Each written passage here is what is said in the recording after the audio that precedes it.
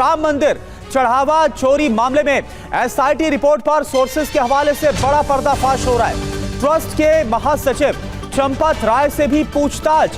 Trust के पुनर्गठन की संस्तुति की गई। प्रशासनिक सीईओ नियुक्ति की संस्तुति की गई। जांच के लिए और वक्त देने की मांग की गई है। चढ़ावे की साप्ताहिक ऑडिट की भी मांग की गई है। मंदिर प्रबंधन को पेशेवर रवैया अपनाने के लिए कहा गया है।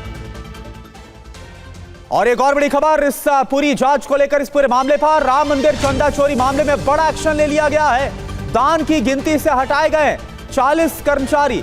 नए लोगों को मिली है दान की गिनती की जिम्मेदारी। ट्रस्ट से जुड़े लोगों को अयोध्या ना छोड़ने का भी जो संदिग्ध इसमें मिले हैं, जिनसे पूछताछ की गई है और कहा जा रहा है 25 ऐसे नाम भी निकल कर आ रहे हैं जिनके खिलाफ कार्रवाई भी की जा सकती है। अभी फिलहाल किसी को भी जो भी जांच के दायरे में आया है उसे अयोध्या ना छोड़ने के लिए कहा गया है। सीएम को आज रिपोर्ट सौंपी जा सकती है।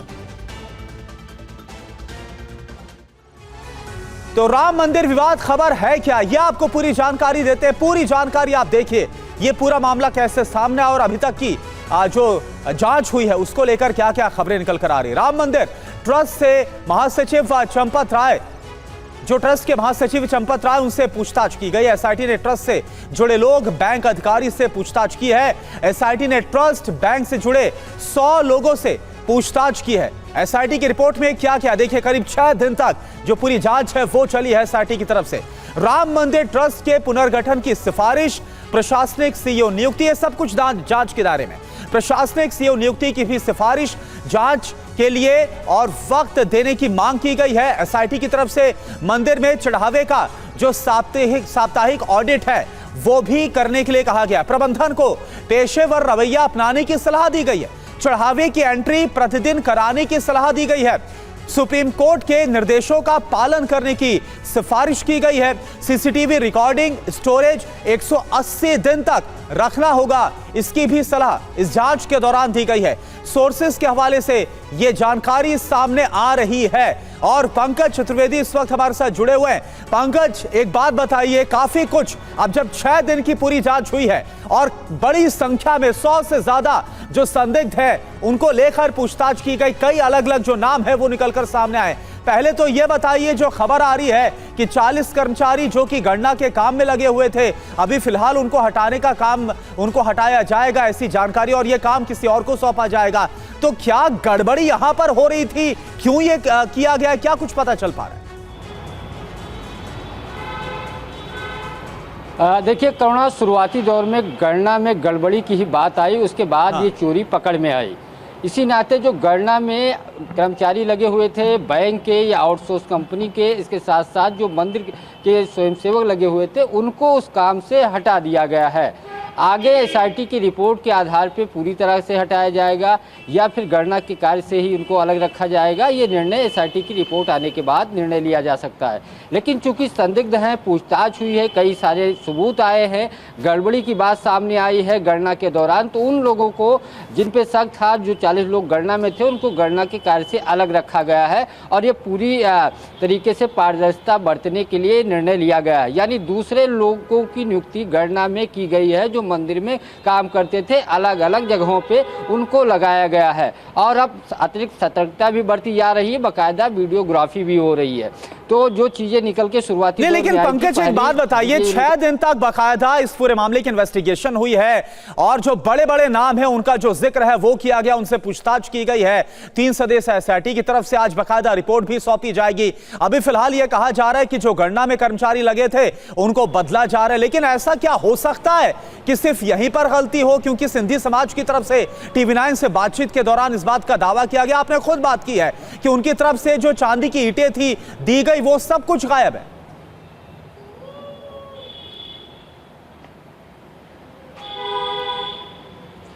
देखिए, एसआईटी का जांच का जब दायरा बढ़ेगा, चूंकि अभी एसआईटी की प्रारंभिक रिपोर्ट सीएम को सौंपी जानी है, उसके बाद एसआईटी को ये माना जा रहा है और समय मिलेगा। जब इस मामले की विस्तृत जांच होगी, जो आरोप लगाए जा रहे हैं, जो भक्त की तरफ से चढ़ावे की बात आ रही है, अलग अलग, चाहे मुंबई के हों या जौनपुर के हों या कई ऐसी जगहों से खबर इस चीज़ की आई हो, बाकायदा टीवी 9 पे बातचीत करते हुए भक्तों ने इस बात का जिक्र किया कि मुझे रसीद नहीं मिली, तो उसको भी जांच के दायरे में शामिल किया जा सकता है, क्योंकि पूरा जो जांच का दायरा है ये माना जा रहा है 2021-22 से, जब से मंदिर का निर्माण कार्य शुरू हुआ है। उसके बाद मंदिर का प्रधानमंत्री नरेंद्र मोदी ने जब लोकार्पण कार्यक्रम में गए थे, उसके बाद से पूरी जो चीज़ें हैं पूरी जांच की जाएगी, तो दायरा जरूर बढ़ेगा। अलग अलग जो चीज़ें हैं, इसमें कई सारे एंगल हैं, तो उन पहलुओं को विस्तृत जब जांच होगी, जांच का दायरा बढ़ेगा तो सारी चीज़ें आएंगी।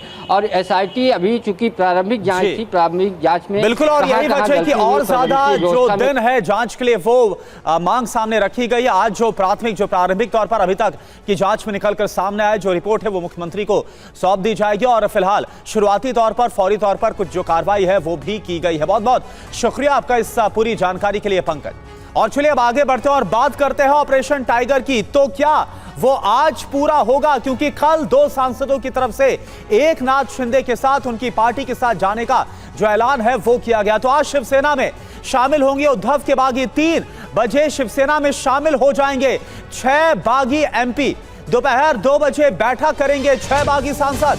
ये सोर्सेस के हवाले से खबर है। शिवसेना में शामिल होने के बाद बाकायदा प्रेस कॉन्फ्रेंस भी की जाएगी। आपको बता दें कि कल 2 सांसदों की तरफ से ऐलान कर दिया गया था, हालांकि आखिरी वक्त तक शिवसेना यूबीटी की तरफ से यह कोशिश की गई कि जो सांसद हैं उनसे बात कर ली जाए, मान मुनव्वल किया जाए, उनको मना लिया जाए, लेकिन जो ऑपरेशन टाइगर है वो कामयाब हो गया और कल 2 सांसद की तरफ से ऐलान किया गया और आज ये कहा जा रहा है कि बाकायदा प्रेस कॉन्फ्रेंस होगी और 6 सांसद आज शामिल हो जाएंगे। इससे पहले एकनाथ शिंदे ने कल क्या कहा, यह आपको दिखाते हैं। आम्ही ऑपरेशन अर्धवट करत नाही, फुलफूट करतो आणि अशा संवेदनशील परिस्थितीमध्ये त्यांना शिवीगाळ करणं आणि आरोप प्रत्यारोप करणं, त्यांना त्यांच्याकडे होते तेव्हा ते अगदी जमिनीवरचा कार्यकर्ता म्हणून म्हणणं आणि नंतर आरोप करणं रील स्टार म्हणून, हे सगळं जे आहे, सकाळी आरोप करतात, खासदारांना शिव्या देतात, संध्याकाळी त्यांच्या रात्री गपचूप जाऊन घरी जाऊन पाय धरतात, हा खरं म्हणजे केमिकल लोचा है। और ऑपरेशन टाइगर पर महाराष्ट्र के मंत्री प्रताप सरनाईक का बयान भी सामने आया। ऑपरेशन टाइगर 365 दिन चलता है, यह प्रताप सरनाईक की तरफ से कहा गया। आपको बता दें पहले भी ऐसा बयान दिया गया था। सभी सांसद बाल ठाकरे की विचारधारा वाले हैं, प्रताप सरनाईक की तरफ से कहा गया। दोपहर 3 बजे सभी सांसद शिवसेना में शामिल होंगे। क्या कहा गया है आप देखिए एक बार। टाइगर तो हमारा 365 दिन 24 घंटे चलते रहता है, मगर हमारे जो नेता है एकनाथ शिंदे जी, श्रीकांत शिंदे जी, उनके ऊपर, उनके कामों के ऊपर प्रेरित होते हुए ये आदरणीय शिवसेना प्रमुख बाला साहब ठाकरे जी को जो विचारधारा है, विचारधारा मानने वाले सब सांसद हैं और आज दोपहर को 3 बजे वो हमारे पार्टी में प्रवेश कर रहे हैं। उन्होंने लोकसभा अध्यक्ष को उस तरह का निवेदन भी दे दिया और लोकसभा अध्यक्ष को निवेदन देने के बाद वो हमारे पार्टी में शामिल हो रहे हैं, तो हम उनका स्वागत करें। और मुंबई से हमारे संवाददाता विनोद जगदाल इस वक्त आपको लाइव नजर आ रहे हैं। विनोद, एक बात बताइए, हालांकि भरसक कोशिश की गई है, एंड मोमेंट तक आखिरी कोशिश की गई ताकि इन सांसदों को मना लिया जाए, लेकिन ऐसा हुआ नहीं। अब आज जो होने वाले इसके बारे में पूरी जानकारी तफसील से दीजिए आप। देखिए, कल 2 सांसदों ने अपना बयान वहां पर सामने दिया था। ओम राजे निंबालकर और नागेश पाटिल अस्टिकर को लेकर पहले सवाल उठाया गया था, लेकिन कल उन्होंने एक वीडियो जारी करके बताया था कि वो पार्टी नहीं बदल रहे, एक शिवसेना से दूसरे शिवसेना में जा रहे हैं, कोई विचारधारा नहीं बदल रहे हैं। तो कल इनके बयान सामने आने के बाद और कल महाराष्ट्र के उप मुख्यमंत्री एकनाथ शिंदे ने भी बयान दिया कि वो कोई भी ऑपरेशन करते उस ऑपरेशन को पूरा करके ही रहते हैं और सामने वाले जो यूबीटी है उस पर भी निशाना साधा था। तो आज खुद प्रताप सरनाईक जो राज्य के एक वरिष्ठ मंत्री, कैबिनेट मंत्री हैं, उन्होंने बात कही है कि आज दोपहर 3 बजे ये सांसद शिवसेना में ऑफिशियली प्रवेश करेंगे और कुछ ही देर में जो लोकसभा के जो स्पीकर हैं उनकी तरफ दिया गया पत्र और एक फोटो पहले रिलीज होगा। उसके बाद विधायकों की बैठक होगी। विधायकों की बैठक होने के बाद एकनाथ शिंदे समेत ये सांसद शिवसेना में प्रवेश करेंगे और उसके बाद एक प्रेस कॉन्फ्रेंस को वहाँ पर वो संबोधित करने वाले हैं। जाहिर सी बात है, अब पर्दा उठ चुका है कि 6 के 6 सांसद अब प्रवेश कर रहे हैं। उन्हें अलग गुट की मान्यता भी थोड़ी देर में उसका आधिकारिक पत्र भी वहाँ पर मिल जाएगा और पत्र मिलने के बाद वो शिवसेना में वहाँ पर प्रवेश करने वाले हैं। ऑपरेशन टाइगर यहाँ पर पूरा हो चुका है। आज उद्धव ठाकरे शाम को 4 बजे अपने जो 20 विधायक हैं विधानसभा के और विधान परिषद के विधायकों की बैठक लेंगे। इस बैठक में भले ही कारण ये है कि महाराष्ट्र में यहाँ पर मानसून सत्र चल रहा है, उससे लेकर वो बैठक करेंगे, लेकिन वो ये भी देखना चाहते हैं कि क्या आने वाले दिनों में विधानसभा के विधायक जो चुनाव जीते हैं वो भी क्या पार्टी छोड़ के जा सकते हैं, क्योंकि कई ऐसे विधायक हैं वो सांसदों के खास हैं। जैसे ओम राजे निम्बालकर जो विधायक है धाराशिव से, उनके 2 विधायक बिल्कुल विनोद, और ऐसी खबरें भी आ रही थी कि 20 में से करीब 16 से 17 ऐसे विधायक हैं जो कि संपर्क में है, जिसका भी आपने जिक्र किया। जी, ऐसे कई विधायक संपर्क में जरूर है, क्योंकि कोई सांसदों के खास है तो कोई विधायकों को अपने चुनाव क्षेत्र में कई विकास काम करने हैं। एकनाथ शिंदे के पास नगर विकास डिपार्टमेंट है, यूडी है, उसके जरिए डेवलपमेंट फंड आगे मिलेगा और अधिकतर इनके विधायक की संख्या है उद्धव ठाकरे की, वो मुंबई और आसपास के इलाके हैं, ज्यादातर विधायक वहाँ के हैं। वहाँ पर अगर पैसे चाहिए तो अर्बन डेवलपमेंट विभाग से ही विकास कामों के लिए पैसा मिल सकता है, बीएमसी से भी पैसा मिल सकता है। तो इसी के लिए अब ये वही चाहते हैं कि 2029 में विधानसभा के चुनाव होने हैं, उसमें हारने से बेहतर है कि पार्टी चेंज करो। ये मानसिकता अधिकतर विधायकों की बनती जा रही है और ये देखने मिला है वहां पर। बहुत बहुत शुक्रिया आपका विनोद जगदाल इस पूरी जानकारी के लिए। तो आज आखिरकार बागी सांसद अलग गुट बनाकर शामिल होंगे और क्या अब जो बारी है वो विधायकों की है।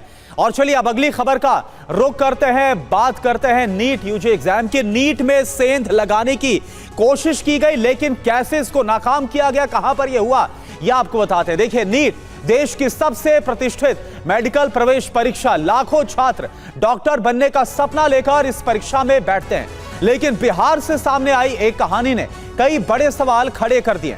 कुछ चेहरे ऐसे हैं जो खुद मेडिकल कॉलेज तक पहुंच चुके हैं, कुछ ऐसे हैं जिनका काम सिर्फ पहचान की पुष्टि करना था, और कुछ ऐसे हैं जो परीक्षा केंद्रों तक पहुंच तो गए लेकिन उनकी मंशा कुछ और ही थी। कई जिलों में फैली एक ऐसी कड़ी जिसके तार मेडिकल छात्र, बायोमेट्रिक सिस्टम और परीक्षा केंद्रों तक जुड़े बताए जा रहे हैं। जांच आगे बढ़ी तो एक एक करके कई नाम सामने आए और फिर पर्दाफाश का ऐसा सिलसिला शुरू हो गया जिसने पूरे नेटवर्क की परतें ही उधेड़ कर रख दी। आखिर कौन है ये लोग, कैसे रची गई पूरी साजिश और किस तरह से एक छोटी सी भनक ने बड़े खेल का पर्दाफाश किया, आपको पूरी डिटेल बताएंगे। और पहले इससे जुड़ी बड़ी खबर का सीधा रुख करते हैं। नीट परीक्षा में सॉल्वर गैंग का पर्दाफाश हुआ है। कहां से? बिहार के लखीसराय से। बिहार के लखीसराय से 24 अभियुक्त गिरफ्तार किए गए हैं। 30 लाख में दूसरे की जगह परीक्षा देने का सौदा कर लिया गया। सॉल्वर गैंग में मेडिकल के छात्र भी शामिल हैं। बायोमेट्रिक कंपनी के भी 14 कर्मचारी, बायोमेट्रिक कंपनी जिसे एनटीए की तरफ से जिम्मेदारी दी गई थी, इसके भी कर्मचारी मिलीभगत में शामिल हैं।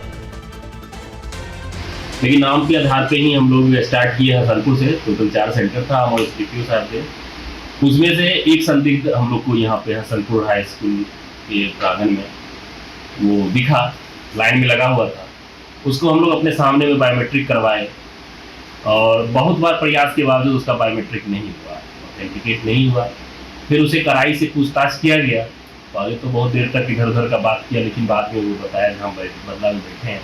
फिर उसके बाद एक कड़ी से दूसरे कड़ी जोड़ते जोड़ते इतना टोटल 7 वहाँ पे स्कॉलर पकड़े गए हैं जो केंद्रीय विद्यालय में। और चलिए अब आपको बताते हैं कि नीट परीक्षा के बीच सॉल्वर गैंग का कैसे भंडाफोड़ हुआ और कौन कौन अभी तक पकड़ा गया है। बिहार के लखीसराय में सॉल्वर गैंग पकड़ा गया। 3 परीक्षा केंद्रों से सॉल्वर गैंग पकड़ा गया। सॉल्वर गैंग से जुड़े 24 लोग गिरफ्तार अभी तक किए गए। बायोमेट्रिक कंपनी के 14 स्टाफ भी शामिल हैं, ऐसी खबर आ रही है। परीक्षा में बैठने के लिए 30 लाख में यह पूरा सौदा किया गया। सॉल्वर बिहार और यूपी के मेडिकल कॉलेज के छात्र बताए जा रहे हैं। गैंग का सरगना अर्पित गया मेडिकल कॉलेज का छात्र है। 2024 में पेपर लीक में भी अर्पित का नाम सामने आया था और अब एक बार फिर से वो सामने आया। अब आपको बताते हैं कि बिहार के लखीसराय में नीट परीक्षा में सॉल्वर गैंग कैसे पकड़ा गया। दरअसल शक होने पर सबसे पहले मयंक कश्यप को हसनपुर सेंटर से गिरफ्तार किया गया। पीएमसीएच का छात्र मयंक बायोमेट्रिक कंपनी का स्टाफ बनकर परीक्षा सेंटर में घुसा था। झांसा देकर देखिए। मयंक से पूछताछ के बाद 3 परीक्षा सेंटर से सॉल्वर गैंग के दूसरे सदस्य फिर गिरफ्तार किए गए। मयंक से पूछताछ के बाद बायोमेट्रिक कंपनी के 14 स्टाफ को भी गिरफ्तार किया गया है। और देखिए, पटना से संवाददाता रुपेश कुमार हमारे साथ लाइव जुड़े हुए हैं। रुपेश, बहुत ही हैरानी की बात है कि सुरक्षा के कड़े बंदोबस्त किए गए थे, भारी संख्या में सुरक्षा बल को शामिल किया गया, लेकिन उनको भी चकमा देकर बायोमेट्रिक स्टाफ के साथ मिली भगत करके ये लोग अंदर दाखिल हो गए। देखिए करुणा, इसी को कहते हैं तू डाल डाल तो हम पात पात। सरकार अपनी तैयारी कर रही है। वायुसेना के विमान से प्रश्न पत्र लाया जा रहा है। इतना हंगामा बरपा हुआ है।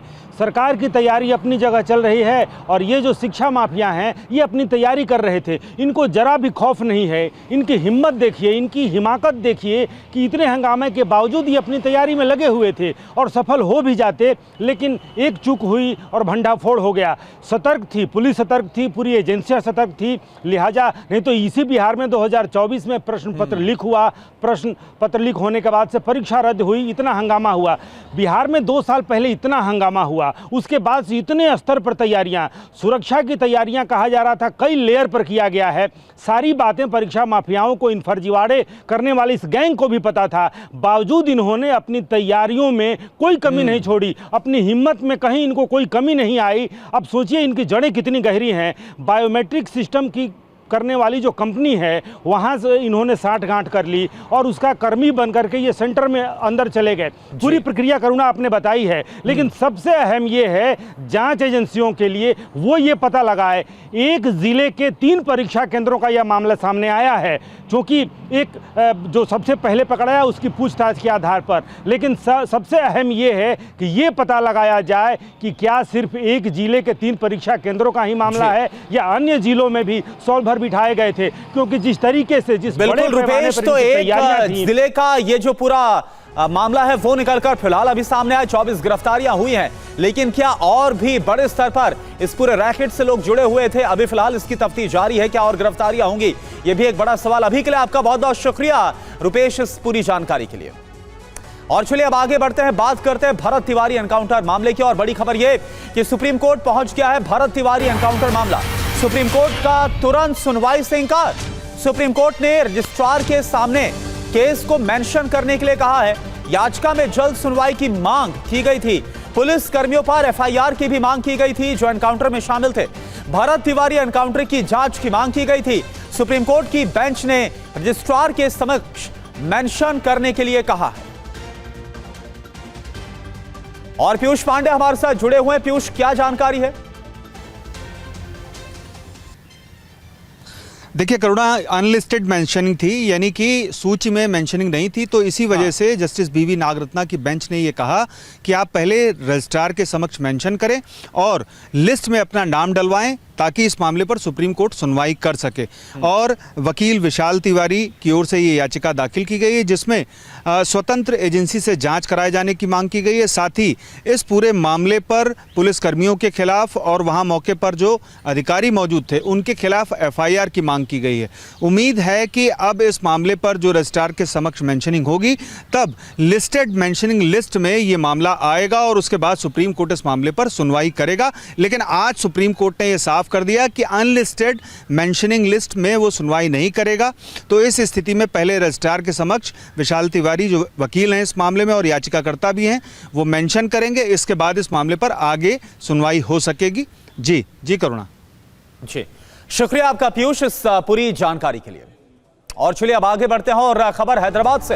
हैदराबाद में सड़क हादसे में नर्स की मौत हो गई। इनोवा कार ने नर्स को टक्कर मारी है और इस हादसे के बाद कार का ड्राइवर फरार हो गया। सेल्फ ड्राइव के लिए किराए पर यह कार ली गई थी, जो खबर सामने आ रही है। ये देखिए आप, तस्वीर आपको हम दिखा रहे हैं उसी हादसे से जुड़ी हुई। हैदराबाद में यह सड़क हादसा हुआ है और जिस नर्स की मौत हुई है उनकी तस्वीर आपको दिखा रहे हैं। इनोवा कार ने नर्स को टक्कर मारी। ये देखिए आप, जिस वक्त ये टक्कर मारी उस वक्त की तस्वीर आप देख पा रहे हैं। हादसे के बाद इस इनोवा कार को लेकर ड्राइवर वहां से फरार भी हो जाता है। ये देखिए आप, टक्कर मारी है और उसके बाद महिला को कुचला है और फिर कार को लेकर फरार हो गया। सेल्फ ड्राइव के लिए किराए पर इस कार को लिया था और इसी दौरान यह हादसा हो गया। और हैदराबाद से ही खबर, हैदराबाद के मीरपेट इलाके में ब्लास्ट हुआ है। डेकोरेशन वेयर हाउस में फटा है केमिकल बॉक्स। हादसे में 35 वर्षीय वर्कर अनूप प्रधान की मौत हो गई। धमाके से 10 मीटर दूर तक शव बिखरा हुआ था।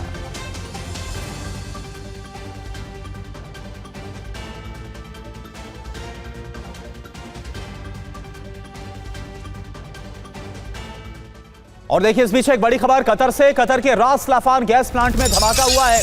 प्लांट की एक यूनिट में धुआं उठने के बाद यह धमाका हुआ।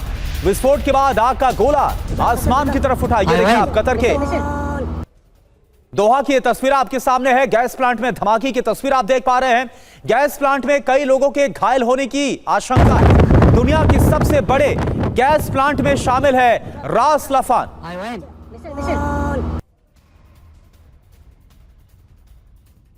और इस बीच एक बड़ी खबर चीन से है। चीन के हेनान में भीषण अग्निकांड हुआ है। ऑटो पार्ट्स बनाने वाली कंपनी में आगजनी हुई है। आगजनी से पूरा कॉम्प्लेक्स जल उठा। ये देखिए आप,